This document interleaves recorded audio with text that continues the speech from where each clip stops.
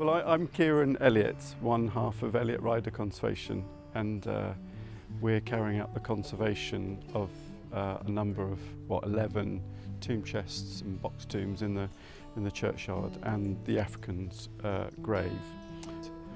So we're working on behalf of Caring for God's Acre, who are a national churchyard charity, but they place particular importance on the ecology of churchyards. The collection is considered important. There's a whole range of criteria, but it's down to the style of the monuments, the age, the quality of the carving, the lettering, and just the fact that you've got such a concentration of these type of memorials in such a small town.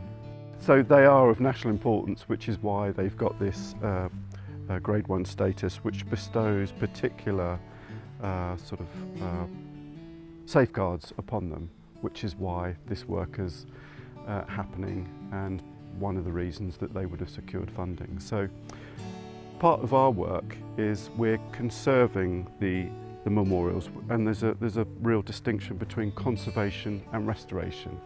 So we're preserving them as they exist. We're not restoring them to how they would have looked when they were first created, which is an important distinction these days because people don't want to see things restored to how they used to look. And part of Caring for God's Acre is the lichens and mosses on churchyard memorials, which are an important part of the ageing process and give these objects a patina of age, which is quite easy to remove, and which is something that we wouldn't seek to. So we're not going to be carrying out wholesale cleaning and restoring these to how they would have looked when they were first made.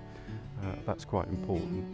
So for this, the Tol de Vie monument here had collapsed into the ground because the internment beneath the grave, or the coffin, had collapsed. So the weight of the stone plinth had been such, it weighs 850 kilos, so it just collapsed into the ground.